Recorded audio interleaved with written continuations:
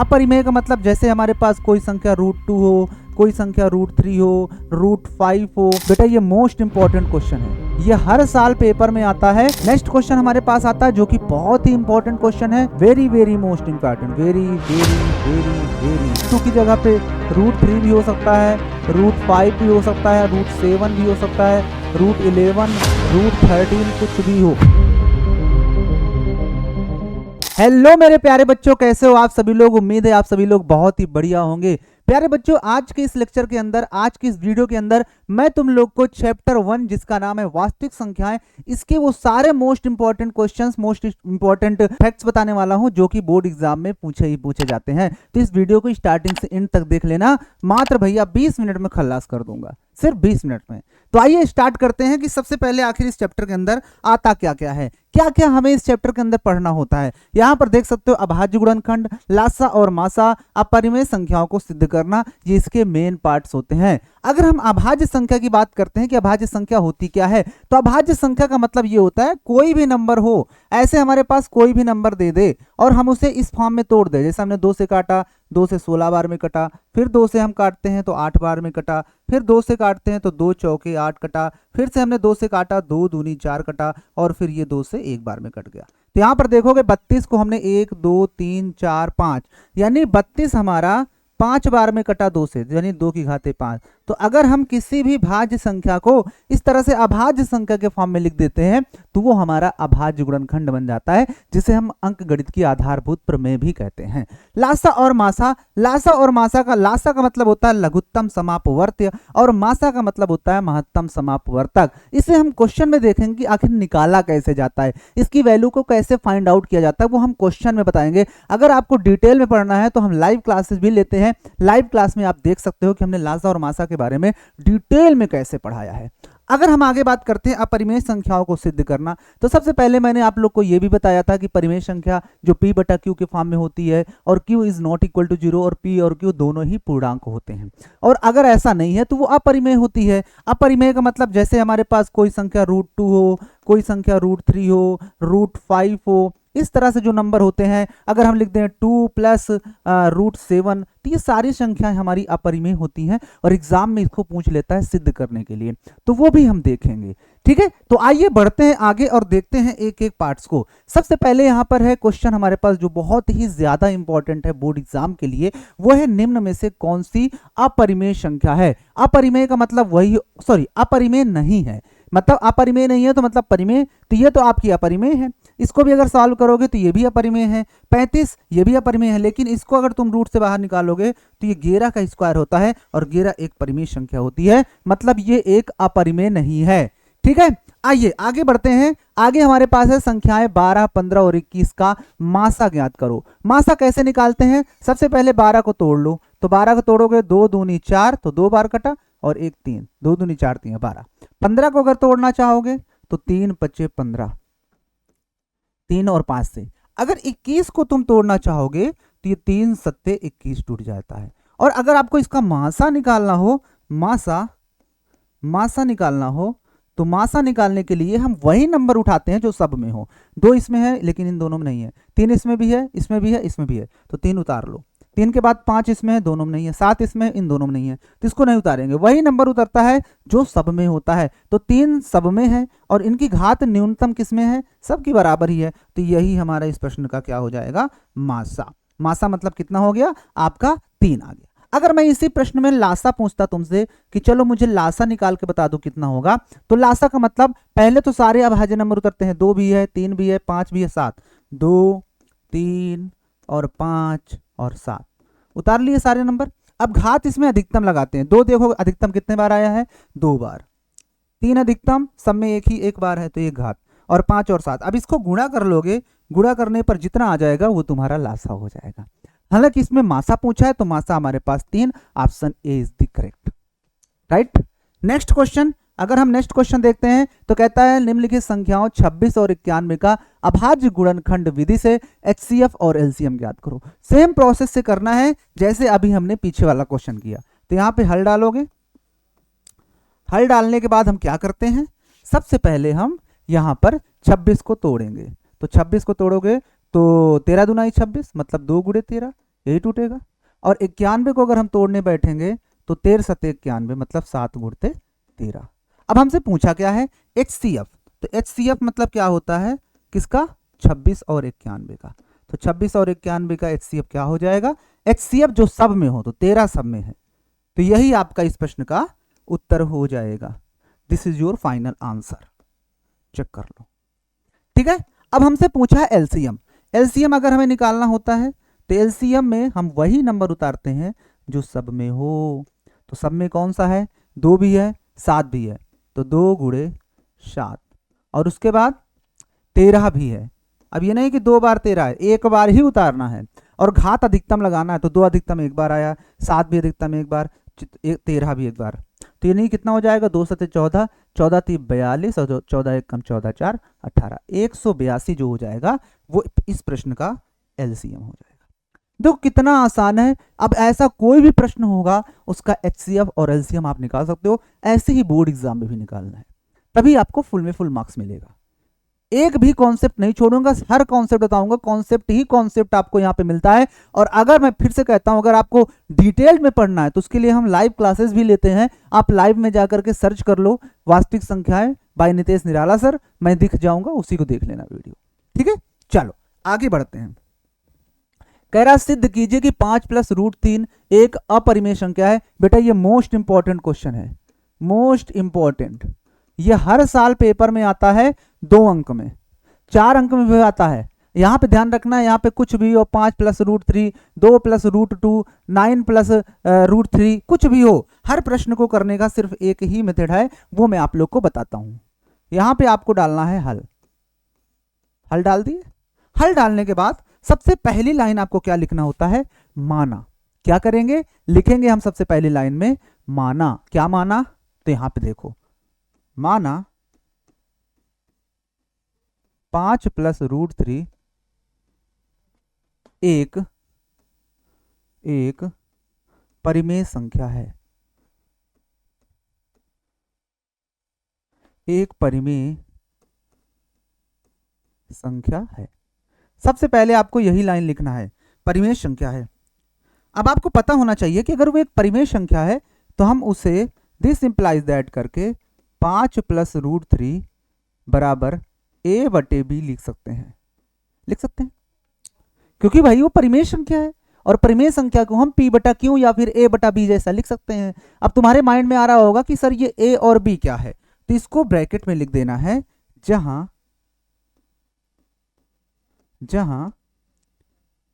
a और b सह अभाज्य संख्याएं हैं। क्या है, सह अभाज्य है। सह अभाज्य का मतलब होता है उसमें एक के अलावा कुछ भी कॉमन नहीं होना चाहिए। ठीक है, अब आपको ऐसे प्रश्नों में करना क्या है, जो परिमेय है उसको एक तरफ, अपरिमेय को एक तरफ। तो देखो ये तो परिमेय है तो इसको उधर भगा दो, जो परिमेय है, तो ये √3 बराबर a/b है ही, और ये प्लस का 5 उधर जाकर के माइनस का 5 हो जाएगा। ठीक है, अब अगर आप आगे भी सॉल्व करना चाहोगे तो √3 बराबर, ये आपके पास दोनों का एलसीएम ले लो, दोनों का एलसीएम b आएगा, और यहां पर ये a बचेगा, और यहां पे b बार गया तो b का 5 में गुणा तो 5b हो जाएगा ना। अब आप देखो साफ साफ, तुम्हें साफ साफ दिख रहा है कि √3 एक अपरिमेय संख्या है और a - 5b एक परिमेय संख्या है। तो क्या परिमेय संख्या और अपरिमेय कभी आपस में बराबर हो सकती हैं? कभी भी आपस में बराबर नहीं होंगी। तो यहां पे आपको लिखना पड़ेगा, यहां आप लिखोगे, मैं यहां पे लिख के बताता हूं, लिखोगे कि यहां √3 एक अपरिमेय, √3 एक अपरिमेय तथा दूसरा a - 5b और बटे में b, ये क्या है, एक परिमेय संख्या है, एक परिमेय संख्या है। अब जब परिमेय ही है एक और एक अपरिमेय है तो विरोध हो गया। वो कहता अपरिमेय, वो कहता अपरिमेय, तो विरोध हो गया। तो लिखेंगे अतः विरोधाभास नियम से, अतः विरोधाभास से हमारी कल्पना असत्य है, हमारी कल्पना असत्य है। क्या है? असत्य है। अतः क्या दिया था? 5 + √3, 5 + √3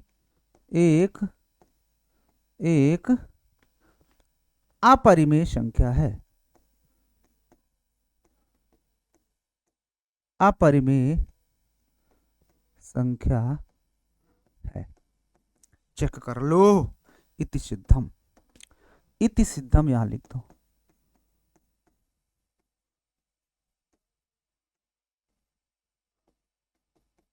चेक कर लो।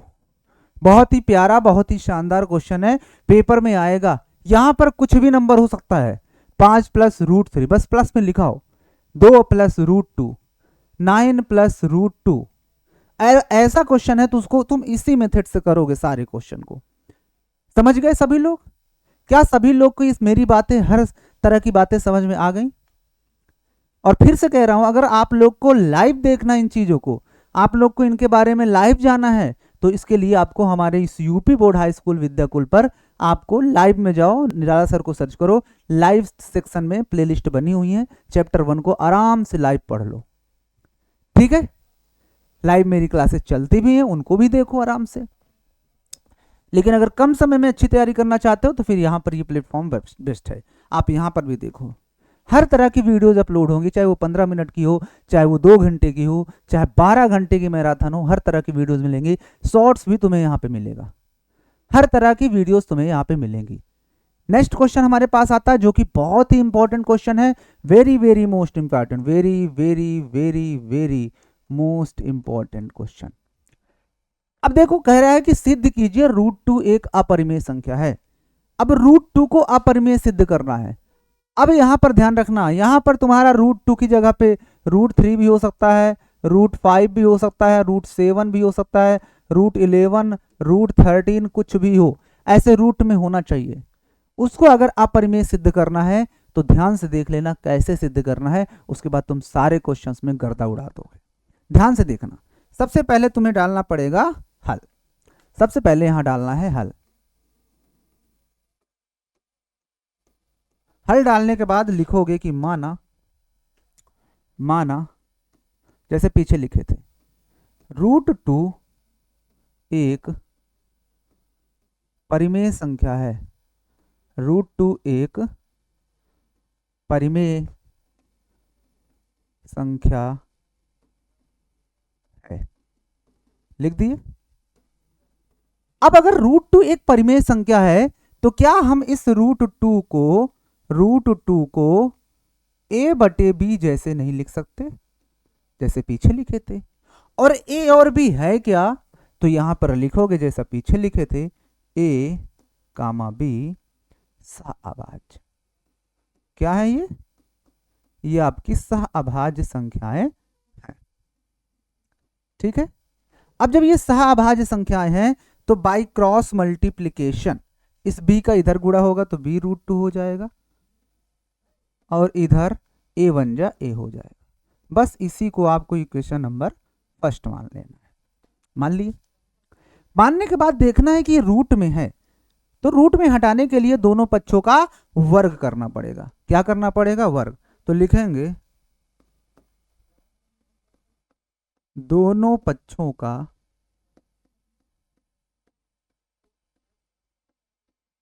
वर्ग करने पर, दोनों पक्षों का वर्ग करने पर, वर्ग कर दो। चलो दोनों पक्षों को वर्ग करो।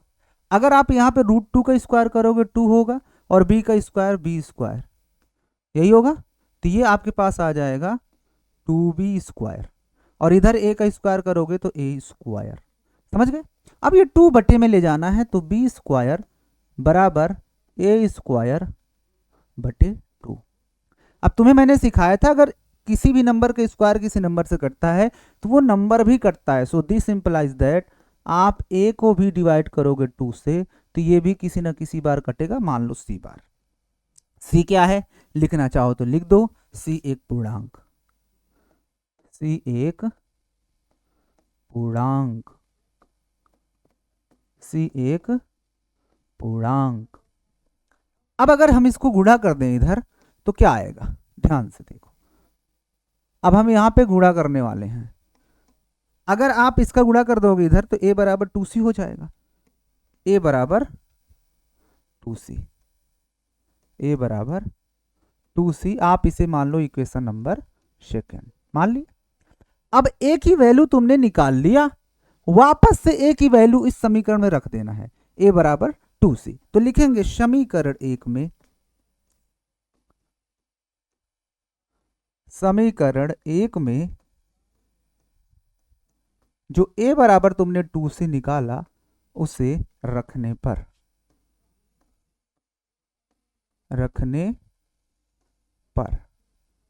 अब देखो मैं रख दूंगा उसमें वैल्यू, ध्यान से देखना, इसमें रख दो a बराबर 2c तो b√2 बराबर b√2 बराबर a की जगह पे हमने 2c रख दिया। देखो a की जगह पे 2c।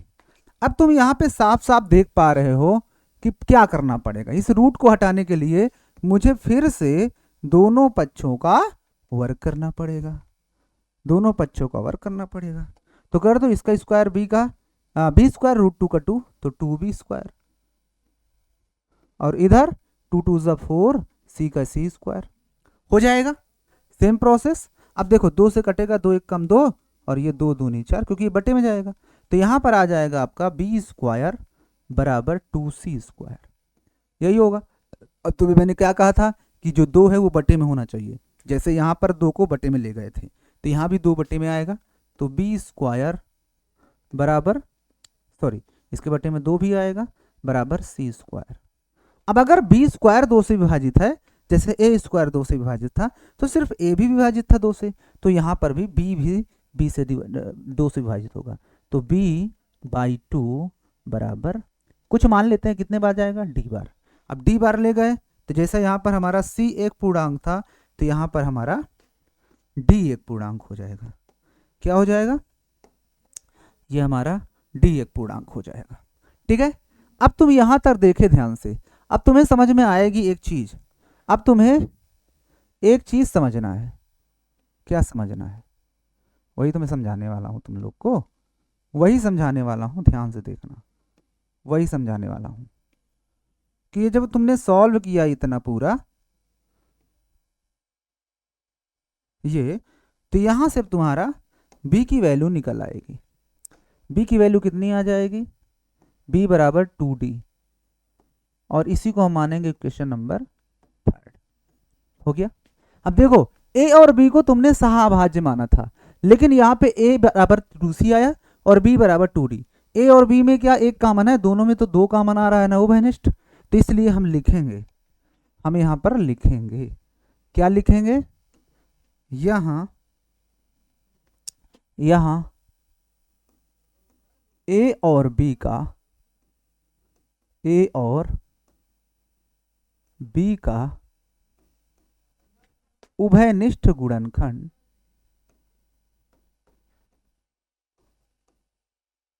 उभयनिष्ठ गुणनखंड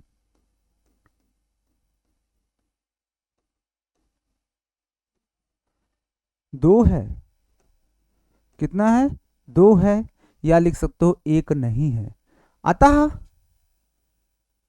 अतः विरोधाभास नियम से, अतः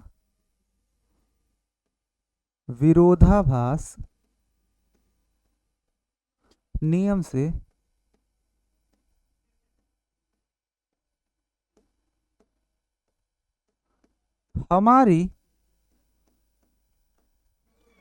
हमारी कल्पना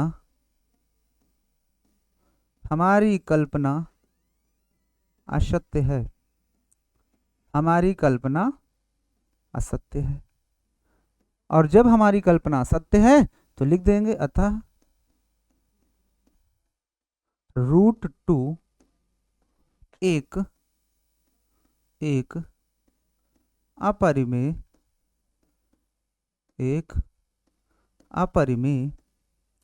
संख्या है चेक कर लो। ऐसे ही बोर्ड के पेपर में तुम्हें लिखना है, तब तुम्हें फुल मार्क्स मिलेंगे। इति सिद्धम।